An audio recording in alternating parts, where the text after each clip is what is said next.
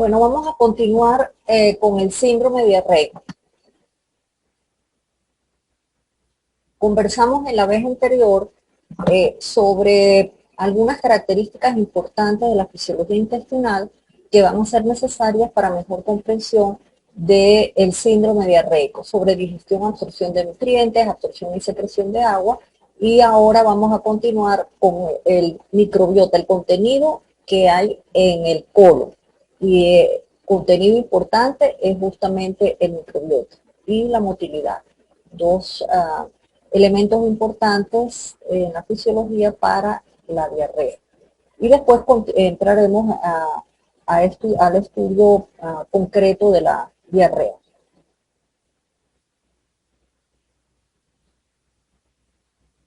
Bueno, ¿qué hay en el colon?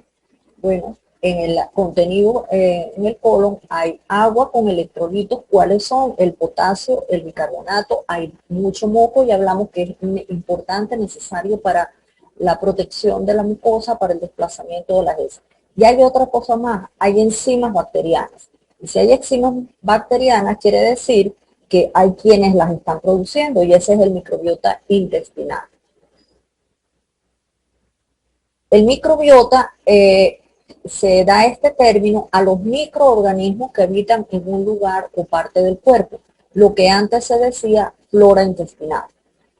En el intestino hay la microbiota intestinal, son los microorganismos que habitan en el tracto gastrointestinal.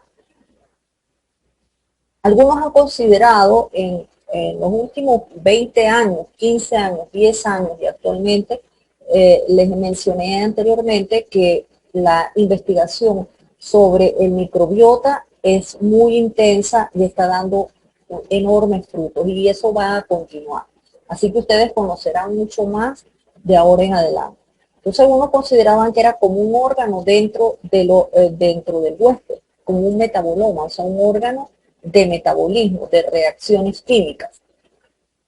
Pero otros consideran que más bien nosotros somos simbiontes, o sea que nosotros mantenemos una relación simbiótica con el microbiota. Y el otro término que no deben confundir es el microbioma. Posiblemente lo van a encontrar en la literatura de manera intercambiable. Pero el microbioma se refiere a los genes del microbiota. El microbiota, los microorganismos, y el microbioma, los genes de ese microorganismo. Bueno, el número es enorme. 100 trillones de organismos. En muchas publicaciones se repetía que era 10 veces más que la totalidad de nuestras células. Pero en una revisión del 2016 se corrige esto a que uno es más, pero no tanto como habían dicho antes, 1.3 veces más que todas nuestras células. Hay, eso sí, 100 veces más de material genético que es aportado por el microbiota comparado con el nuestro. Y lo otro, que hay una relación de ayuda mutua entre ellos y nosotros. Aquí vamos a ver cuánto hay en cantidad por segmento del tracto gastrointestinal. Se consideraba que el intestino era estéril al nacer. En últimas investigaciones parece que eso no es tan exactamente de esa manera. Pero aquí ven cómo va creciendo la concentración de microorganismos del estómago al colon, donde está la mayor parte. Fíjense, 10 a la 10, 10 a la 12 microorganismos por gramo. Y son estos totalmente anaeróbicos. Estas cantidades en los distintos segmentos están reguladas. En el estómago está regulada por el pH tan ácido. En el intestino delgado porque hay mucha motilidad. La válvula ileocecal es como un freno que evita el reflujo del ciego al ilium, es decir, que pase contenido microbiano del colon al ilium. Y además están todas estas otras sustancias que hemos mencionado, el moco, inmunoglobulinas, criptidinas, defensinas, que tienen acción antibacteriana.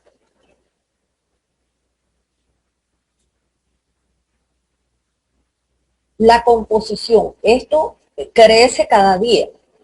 La mayoría de los del microbiota está constituido por bacterias. Y son muchísimas más especies de las que se podían haber pensado.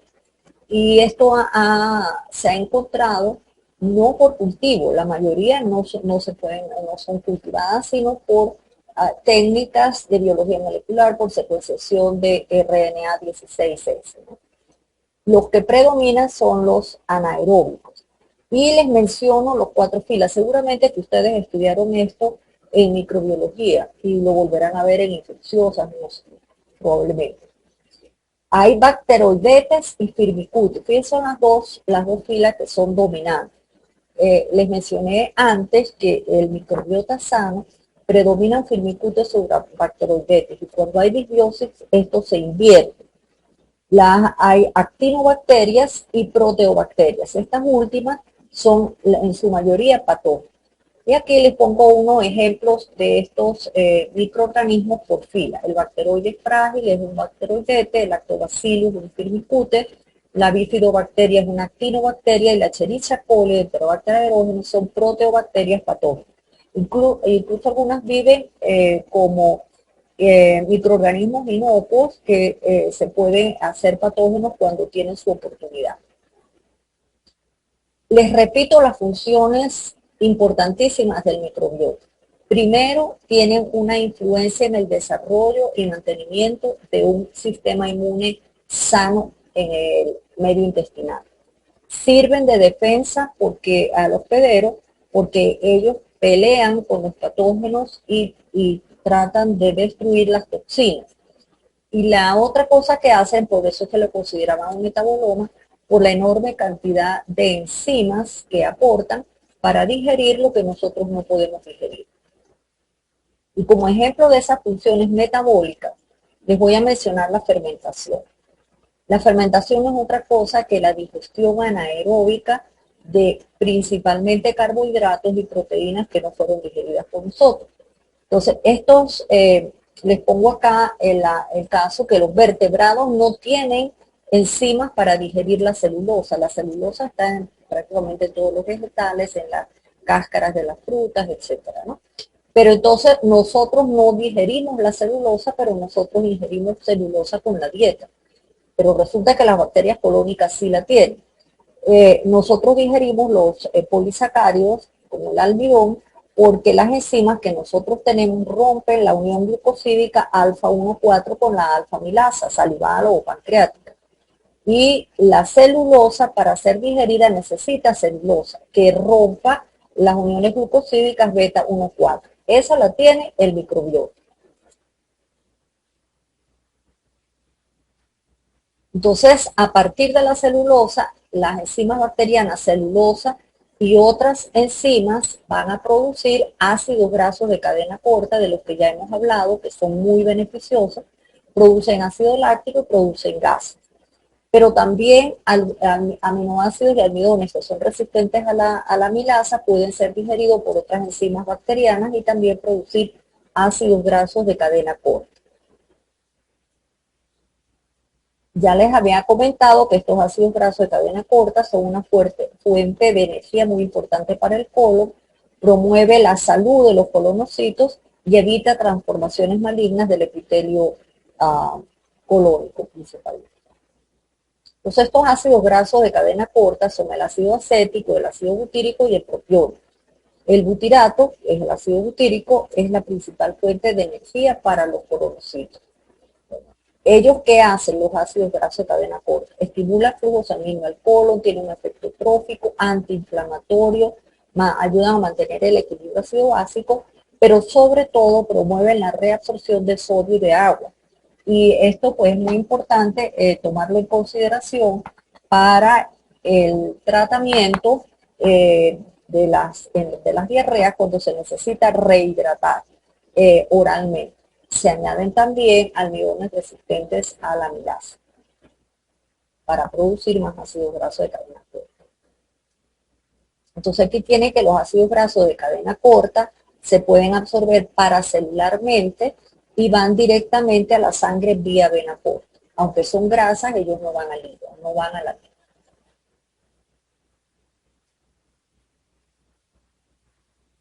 Entonces los ácidos grasos de cadena corta se absorben por vía paracelular y van al hígado vía porta, versus los ácidos grasos de cadena larga.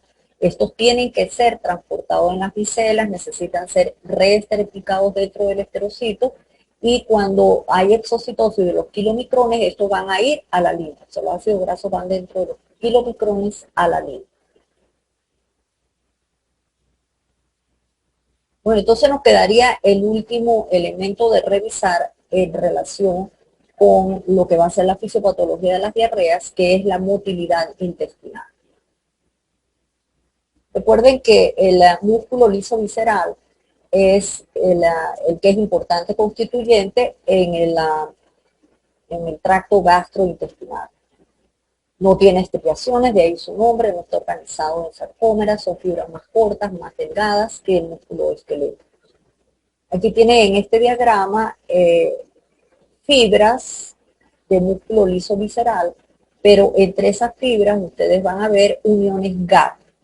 Estas uniones tienen una importancia muy grande, su presencia en el músculo liso visceral, porque lo hace actuar como un sincicio funcional. Son fibras individuales, pero por estas uniones GAP entre las fibras hace que se comportara como un sincicio.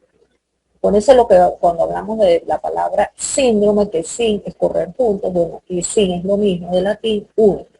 Y esto explica la sincronía de la actividad eléctrica y la sincronía de la actividad contráctil en el músculo liso.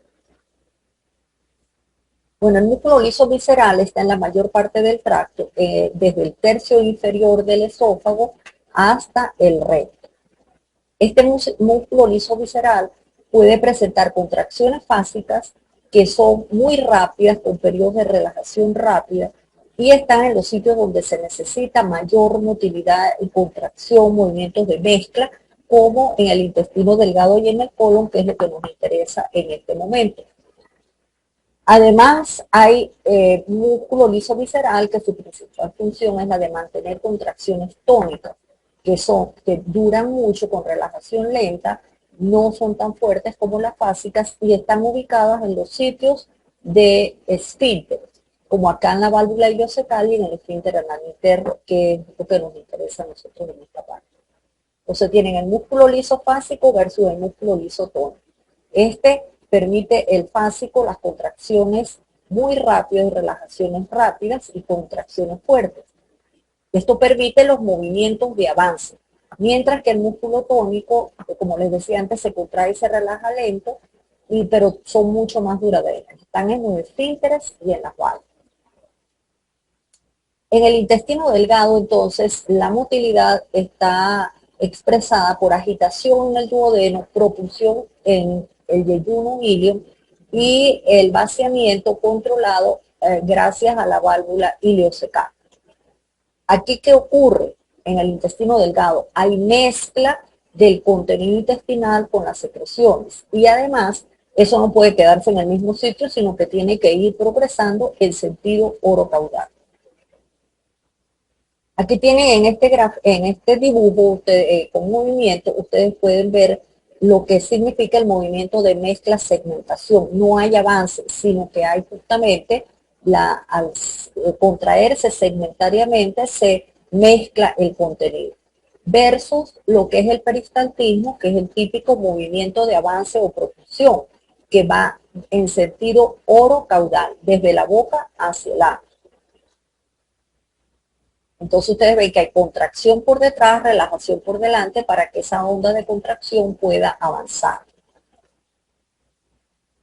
Y aquí tienen un esquema del arco reflejo que soporta el reflejo local peristáltico, del que es generado por estos circuitos locales del sistema nervioso entero. Primero, el estímulo fundamental para la motilidad es el estiramiento, un estímulo mecánico, pero también un estímulo químico acá en la mucosa. Entonces, esa información de esta estimulación es llevada por neuronas sensoriales que se conectan con interneuronas, y estas interneuronas a su vez se conectan con motoneuronas. Hacia atrás, la neurona motora excitadora y ahí se van a liberar en esta sinapsis sustancias mensajeros como la sustancia P o la acetilcolina, que van a producir contracción por detrás. Y las motoneuronas inhibidoras, en las que se van a liberar generalmente el péptido intestinal receptivo y óxido nítrico, que van a producir la relajación por delante. Esto permite entonces el avance en sentido orocaudal. Les pongo aquí una nota sobre la acción de los opioides, ¿sí? Como morfina, porque ellos inhiben la motilidad del intestino delgado, van a inhibir el peristaltismo, ellos enlentecen el tránsito, y si se enlentece el tránsito va a haber mayor absorción y menor cantidad de contenido líquido, y esto va a resultar en estreñimiento. Esto tiene interés clínico de saber que las personas que están recibiendo opiáceos, por ejemplo, por dolor crónico, pueden tener estreñimiento como efecto colateral. Y aquí en este diagrama tienen el resumen de la motilidad desde el esófago, ¿verdad? Que es un órgano de paso en pocos segundos, el estómago es un órgano de almacenamiento, se queda ahí el contenido de 1 a 3 horas. Y después, entre el píloro y la válvula ileocecal está el intestino delgado. Ahí el tránsito va a durar aproximadamente 7 a 9 horas. Aquí en este tiempo, entonces va a haber agitación, mezcla, avance y llegar aquí al final, cuando se abre la válvula ileocecal que permite el paso del ilio al cielo. Ahora en el colon es un poco diferente. Aquí los movimientos de mezcla, segmentación es lo que ustedes ven que se hacen las austraciones, las contracciones de la tenia colon.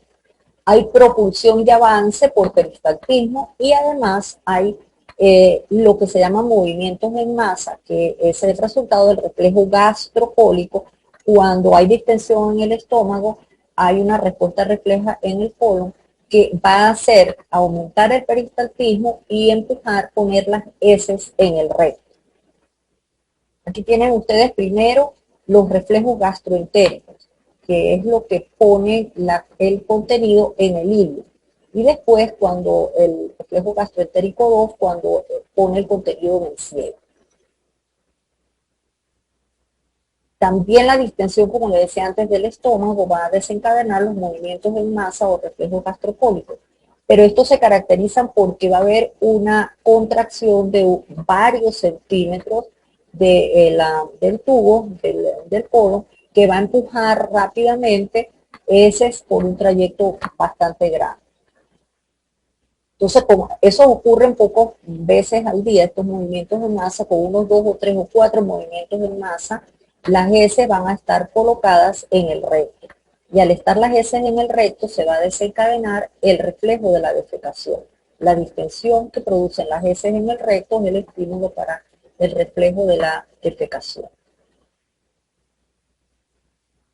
Entonces, la comida estómago duodeno, pues vienen los movimientos en masa cuando ya han pasado del ilion al intestino grueso, se contrae por un segmento de varios centímetros, unos 20 centímetros, se mueve rápidamente el contenido dentro del colon hasta que llegan las heces al recto. Cuando las heces están en el recto es cuando la persona percibe que tiene ganas de ir al baño. Las heces en el recto, cuando el recto está lleno. Entonces se desencadena el reflejo local de la defecación, que depende del sistema nervioso entérico, y el reflejo fuerte de la defecación, que depende del sistema autónomo, nervioso autónomo, de la división parasimpática. Entonces, cuando hay disminución de la motilidad, hay mayor tiempo del contenido dentro del tubo. Eso aumenta la absorción. Y si eso es mucho, ¿verdad? Va a haber producción de heces duras y estreñimiento cuando ya es exagerado.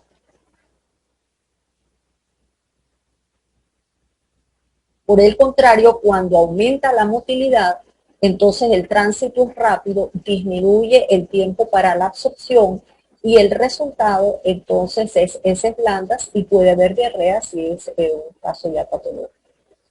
Cuando todas las enfermedades o condiciones que alteren la motilidad como en el caso de los diabéticos por la neuropatía autonómica, entonces esto puede también producir alteraciones del síndrome de diarrea.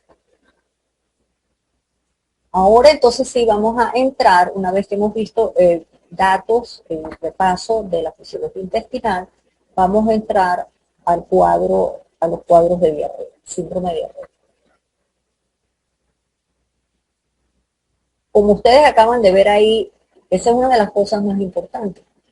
Es uno de los síndromes que ustedes deben conocer muy bien porque es un motivo de consulta frecuente, especialmente en niños. Y en los ancianos es porque pueden ser bastante serios, ¿no?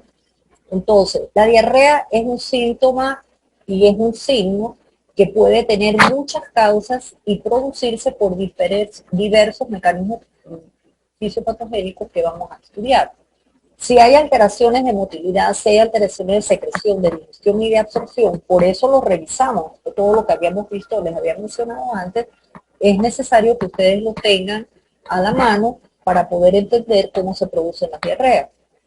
Estas alteraciones, aunque fundamentalmente son del tracto gastrointestinal, del segmento del intestino, pero pueden ser resultado de alteraciones en el estómago, páncreas o tracto intestinal. El paciente, ¿qué es lo que va a decir? El paciente va a decir que está evacuando con más frecuencia, que la cantidad es mayor o que disminuye la consistencia. Ya habíamos dicho esas tres características. Y en esta caricatura ustedes lo pueden ver. Cuando es diarrea y cuando son evacuaciones sanas.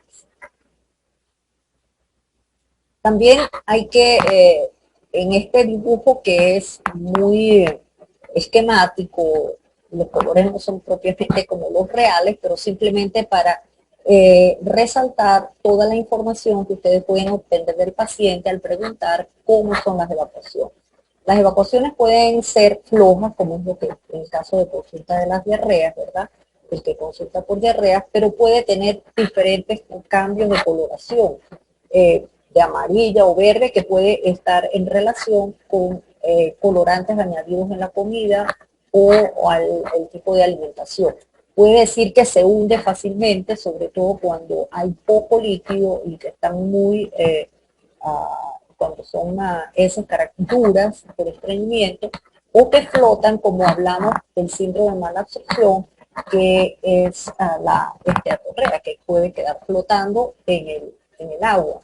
Puede estar, ser como piedra, en el caso del estreñimiento, ¿verdad? Estar acompañadas de abundante moco, ser sumamente delgadas como un lápiz, ¿verdad? Y eso indica que algo está presionando a esas heces cuando están saliendo, que pueden ser, por ejemplo, espasmos del esfínter anal, o puede ser que haya algo que esté ocupando espacio que haga que se adelgacen las heces. La coloración blancuzca, pálida, como veremos cuando hay problemas de colestasis, puede ser que se vea la comida que no esté bien digerida, o puede ser que haya sangre roja o sangre oscura, y eso les va a permitir ver de dónde viene la sangre. Bueno, eso solamente esto para decirles que toda la información que pueden obtener sobre que pueden obtener del paciente al preguntarle cómo son las heces. Las heces se pueden estudiar, el examen de heces también les puede dar mucha información. Cómo es la consistencia, si son fluidas o duras, si está acompañada de moco, el pH cómo es, si el pH es ácido, quiere decir que hay un contenido bacteriano aumentado, o es alcalino porque se está perdiendo bicarbonato. Pueden estudiar el gas osmolar fecal, que ya lo mencionamos, para diferenciar diarreas secretoras y osmóticas, y vamos a volver sobre eso. Puede estudiar si hay grasa en las heces, lo que les indica mala absorción, y además de eso, pues pueden estudiar la presencia de parásitos y su cuerpo. Y esto otro que, bueno, si es negro como gorra de café, o que puede ser por una hemorragia superior, o puede ser por efecto de droga.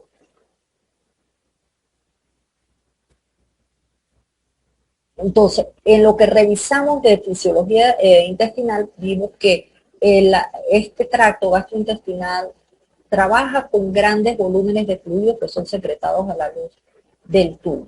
Las secreciones vienen de las glándulas exocrinas y también de las glándulas que están en el epitelio, que cubren la luz. y eso era aproximadamente unos 9 litros, que ahí tienen otra vez desglosados los 2 litros de ingesta oral y 7 litros de secreción. De manera que aproximadamente 9 a 10 litros es lo que maneja este tubo y solamente se va a eliminar unos 100 o 200 mililitros por ese, de manera que todo lo demás se debe reabsorber. El flujo del contenido entonces indica que tiene que haber una secreción masiva de fluido, que es lo que acabamos de ver, y debe absorberse. Se secreta y se absorbe. Esta secreción y absorción deben ser reguladas para mantener el balance. Pero este balance sí se altera por distintas razones, como carga osmótica excesiva, o que aumenta la secreción, o que se disminuye la reabsorción, o varias de estas a la vez, entonces vamos a tener el problema. Todo lo que aumente, lleve aumento de frecuencia o de volumen de las heces, hace que disminuyan de consistencia, porque el tránsito rápido disminuye la absorción del agua y entonces no van a tener la consistencia normal. La diarrea se divide, digamos, en diarrea aguda cuando es de corta duración, de menos de 2 semanas, y diarrea crónica más de 4 semanas. Hay que tener en cuenta las diferencias en los hábitos intestinales de cada paciente. Hay pacientes para lo que el paciente pueda decir, es decir, hay una percepción subjetiva de la diarrea. Hay pacientes que pueden ir 3 veces al baño normalmente, y para un paciente que va cada 3 días, que vaya 3 veces al día, pues eso para él es diarrea. Así que hay que considerar eso. Nuevamente tienen acá la escala de Bristol, que va desde las heces muy duras, con un estreñimiento, hasta las heces muy flojas, completamente líquidas de la diarrea.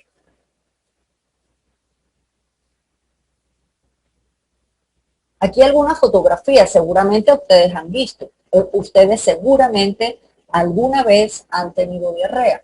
Entonces puede ser simplemente que está aumentada disminuida la consistencia, o puede haber diarrea con algo más, que vean que hay mucho moco o que haya sangre, o que como este balde en este tobo, fíjense, es agua completamente, no hay nada, se ve que es solamente agua, como agua de arroz, que es lo característico del tubo. ¿Qué más hay con la diarrea? Bueno, puede haber deshidratación, puede haber desnutrición, deficiencia de vitaminas, pueden estar acompañados de otros síntomas como fiebre, dolor abdominal, etc. Todo esto va a depender de la causa de la diarrea, de la gravedad de la diarrea y de si es aguda o si es crónica. Y aquí les pongo 2 ejemplos que son extremos. La frecuente diarrea por gastroenteritis viral en los niños, que puede llevar a alta mortalidad por la deshidratación si no es atendida enérgicamente rápido, ¿no? Versus personas que pueden tener parasitosis, ¿verdad?, y estar completamente asintomáticos, o pueden llegar con una perforación o obstrucción intestinal. Así que puede ser muy variable. Y es obligatorio, pienso, conocer muy bien las diarreas, el síndrome diarreico primero, y después poder llegar a las causas para un tratamiento apropiado. Entonces la diarrea resulta de o secreción abundante o disminución de la absorción. Y tener en cuenta que una diarrea no es tan simple, que eso puede matar tanto niños como adultos por la pérdida de fluidos sin que se restituya adecuadamente agua y electrolitos.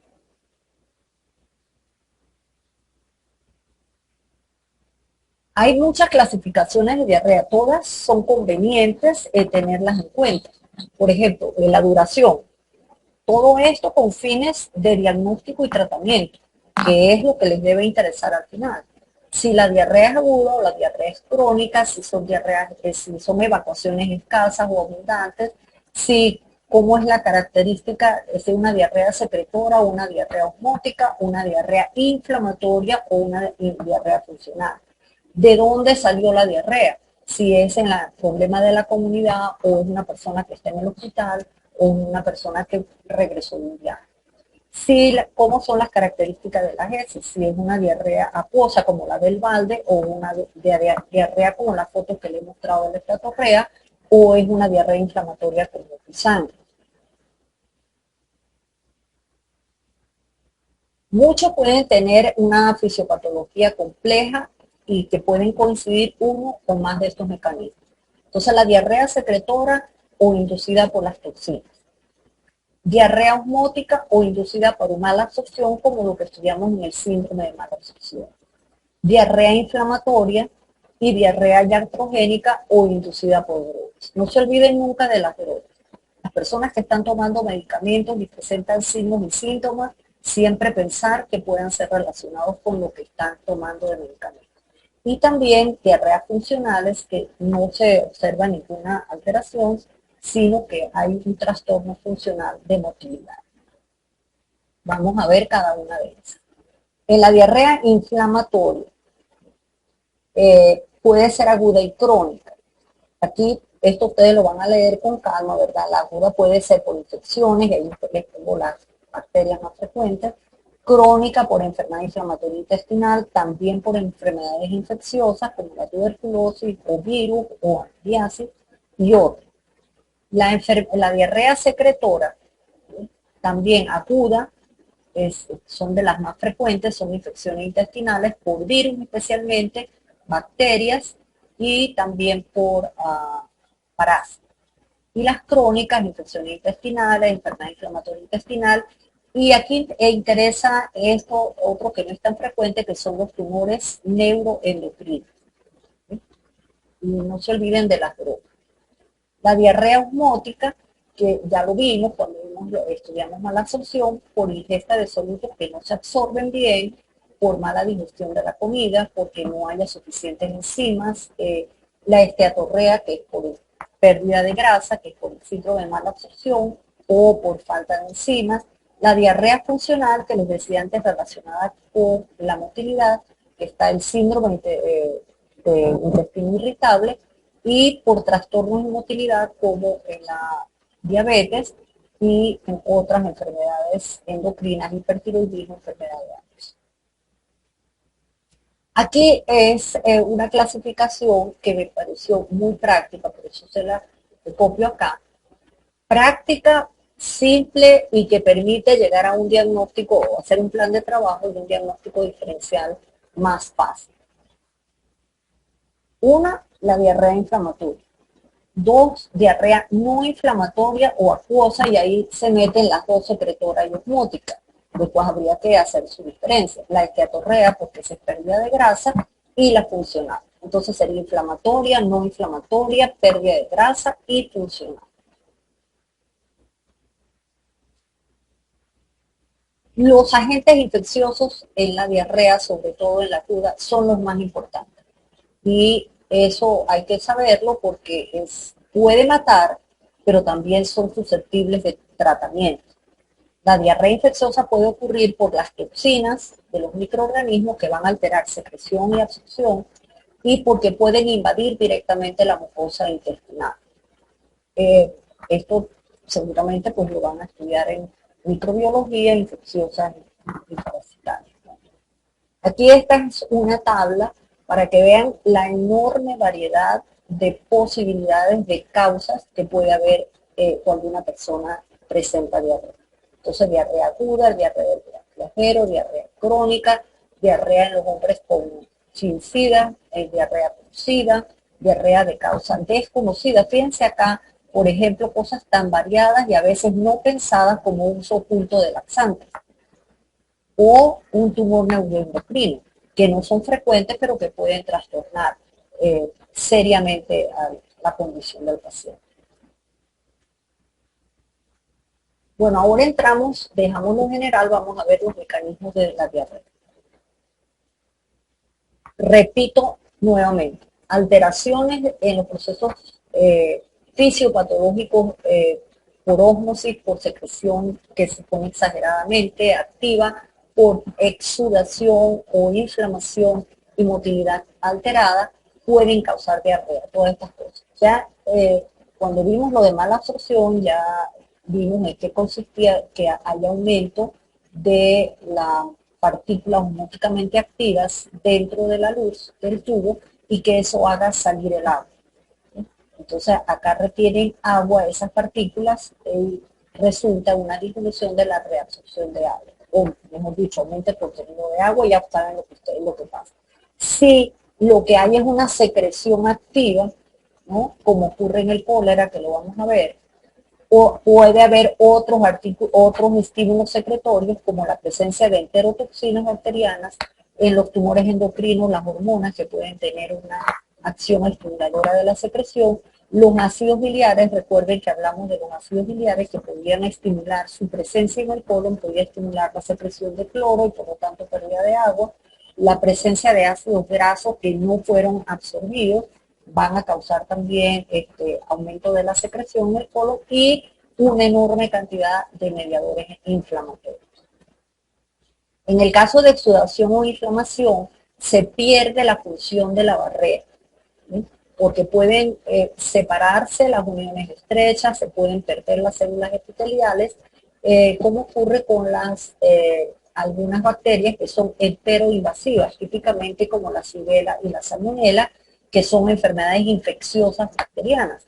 Y también en enfermedades inflamatorias autoinmunes como en la colitis ulcerativa y la enfermedad de Crohn.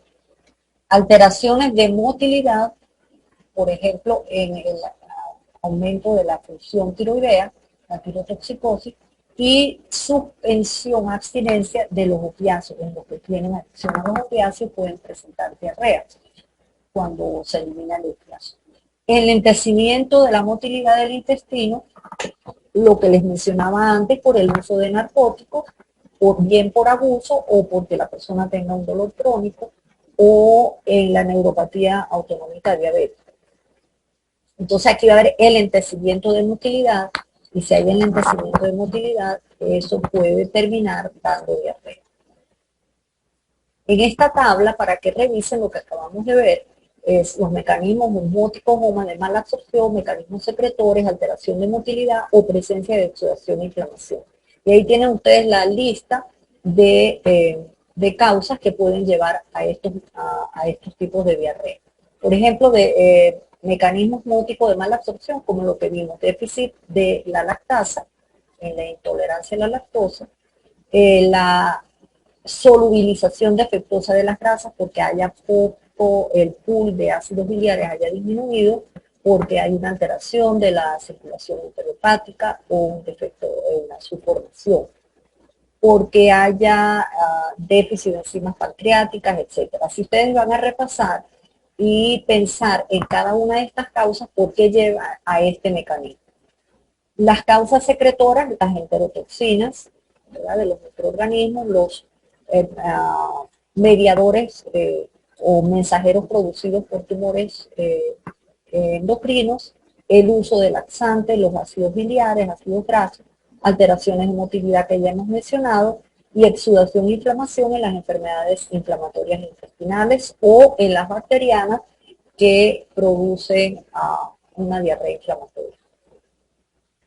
Volvemos sobre la diarrea osmótica. Fíjense que si algo van a aprender es a diferenciar bien y saber qué es una diarrea osmótica y una diarrea secretoria. Entonces, aquí cuando hay nutrientes que no se absorben bien o electrolitos poco absorbidos, aumenta el número de partículas osmóticamente activas, retienen el agua en la luz. Entonces, hay mala absorción, ¿verdad? Hay el resultado de que permanezca el nutriente que no se absorbe porque no fue digerido, puede ser resultado de una alteración de motilidad, que no se digirió porque no haya las enzimas, o porque los transportadores o las células de absorción, los enterocitos, están alterados. Esta diarrea osmótica, cuando se hace la prueba de suspender la ingesta, o sea, ayuno prolongado, si desaparece la diarrea, quiere decir que la causa era un nutriente que no está siendo absorbido. Mientras que la diarrea secretora puede haber presencia de secretagogos, que ya los mencionamos cuáles eran, que pueden aumentar la secreción de fluidos del enterocito a la luz. Si se hace el ayuno prolongado, no va a desaparecer la diarrea, y la secreción aumentada en el intestino delgado puede sobrepasar la absorción, la capacidad o reserva que tiene el colon para absorber, lo que va a resultar en diarrea, como vimos al final de la última sesión.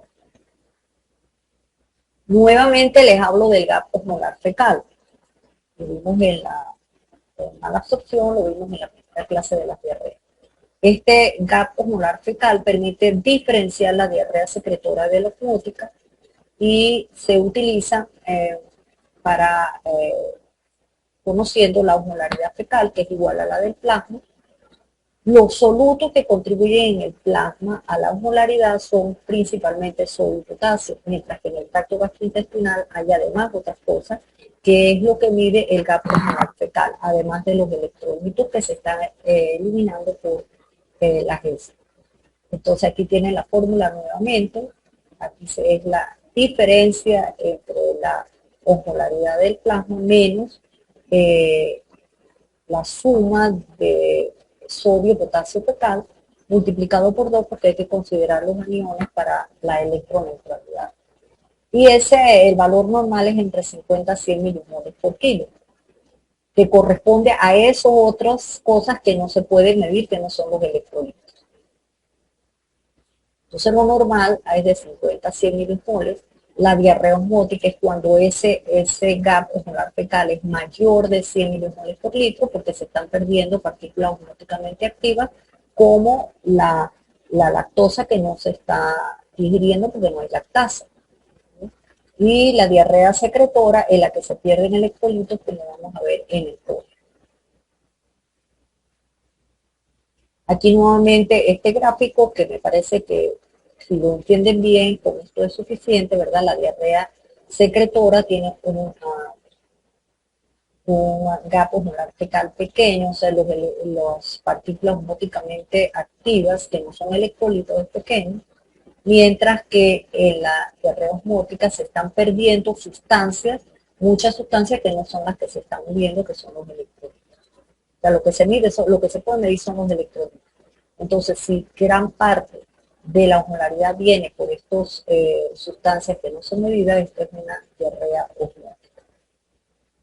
Entonces, cuando es bajo, eso sugiere que es una diarrea secretora, como en el cólera, o por la infección, una diarrea aguda por infección por coli enterotoxigénica, o porque haya un secretagogo, porque haya un tumor de un bipiroma, o porque la persona esté tomando laxantes no osmóticos. Cuando es alta, que es la diarrea osmótica, quiere decir que hay solutos que no se han absorbido, que están contribuyendo a la osmolaridad fecal, como en el déficit de lactasa, la enfermedad celíaca, cuando se da lactulosa, cuando hay una pancreatitis crónica porque no hay enzima, o la persona está tomando laxantes osmóticos. Entonces dejamos los mecanismos de la diarrea, que yo creo que ya lo pueden tener bien claro, cuáles son los mecanismos fisiopatológicos de producción de diarrea. Vamos a estudiar la diarrea aguda. Entonces, por definición, la diarrea aguda es cuando tiene una duración de menos de 2 semanas. La más frecuente es la diarrea infecciosa, así que prácticamente diarrea aguda es igual a una diarrea infecciosa. La siguiente frecuencia, que no es por infección, es por medicamento.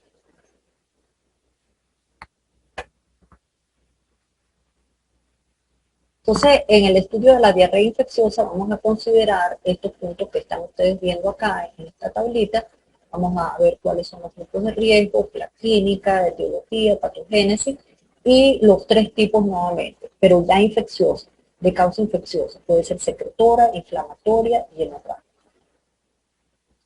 En los grupos de riesgo están los viajeros que pueden enfermarse porque son infectados por bacterias enterotoxigénicas como la coli, xylella, salmonella. ¿Y esto qué les pasa cuando comen en la calle? En sitios que pues el manejo de los alimentos no es adecuado, comidas crudas, ¿verdad? En personas que son inmunodeficientes, en las personas que son hospitalizados y que reciben antibióticos, que después se van a infectar con un Clostridium difficile, y que están recibiendo antibióticos que pueden favorecer la diarrea infecciosa aguda. El problema de las diarreas agudas infecciosas es un problema mundial, especialmente en los países subdesarrollados. Cada año, como les pongo ahí, mueren millones de personas por diarrea infecciosa aguda, principalmente los niños menores. Y la mortalidad se debe a la gran pérdida de líquido intravascular y electrolitos, que si no se ataca a tiempo, pues la persona puede fallecer. En el cólera, a veces se presenta, en algunos sitios son endémicos y en otros se presenta como pandemia, la pérdida es brutal de líquido en el tiempo. Se puede llegar a perder 1 litro en una hora. Es interesante conocer el ambiente epidemiológico donde pudo ocurrir el contagio. Si fue un contagio en la comunidad, en un restaurante X, que la gente varios se han infectado, en un hospital, ¿verdad? O durante un viaje. El hacer esa separación permite orientar el diagnóstico y, por supuesto, el tratamiento. Entonces, la transmisión puede ser de persona a persona por contagio de heces, el ingerir comida contaminada, como la ciruela, o por el agua, como en el caso de salmonela, Streptococcus aureus o el cólera, el sobrecrecimiento bacteriano luego de antibióticos, como ocurre con la infección con Clostridium difficile. Los síntomas dependen del segmento, ¿verdad? Del tracto gastrointestinal superior puede haber náuseas, vómitos, el dolor epigástrico, tipo cólico. Si es el intestino delgado, la diarrea va a ser acuosa, profusa, pero si es el colon, los síntomas son diferentes. Y eso cuando ustedes entrevisten al paciente, entonces ustedes pueden tener ya información que les esté orientando a qué segmento del tubo digestivo está siendo afectado. En el colon, entonces hay tenesmo, hay urgencia fecal y las características de la diarrea, que en lugar de ser acuosa puede ser mucosa neumonía. La diarrea invasiva o disentérica es cuando la persona dice que hay sangre visible en las heces. Bueno, y aquí tienen la lista de la etiología, es decir, las causas. Microorganismos desde virus hasta protozoarios. Bueno, los protozoos no son tan afta y todo eso puede producir diarreas. Es más frecuente, lo más frecuente son virus patógenos. Estas enfermedades diarreicas agudas, virales, son las más frecuentes, pero también tiene la ventaja que son autolimitadas. No toda la gente va por una diarrea que ha sido causada por una infección viral. Son autolimitadas y no es necesario hacer un estudio exhaustivo. Sin embargo, cuando ya hay otros síntomas como fiebre, que haya afectación del estado general, que la diarrea sea por sangre o que dure mucho, es necesario pues hacer el estudio adecuado. Y por supuesto es obligatorio hacer una investigación epidemiológica cuando hay un brote de diarrea es por comida contaminada. Entonces, al estudiar la patogénesis hay que estudiar el ambiente, el agente, el hospedero. ¿Qué tipo de agente es? ¿Una bacteria, es un virus? ¿En qué sitio está atacando del tubo digestivo? La patogénesis per sí es por toxinas, es porque daña la célula, es porque invada al epitelio. El ambiente, si la transmisión fue por agua, fue por comida, si fue contagio de persona a persona. Y conocer el hospedero si es un niño y es un anciano debilitado y si tiene otras enfermedades.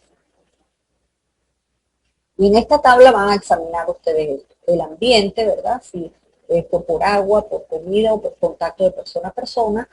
Aquí tienen entonces qué tipo de bacterias o microorganismos puede ser el responsable. El agente, que pueden ser varios, pueden ser bacterias, virus, parásitos, como el virus, el norovirus, que es frecuente, o la metamoeba histolítica. El hospedero, considerar si es un niño o es un anciano y ver que puede haber ser atacado por microorganismos que puedan dar una enfermedad más seria.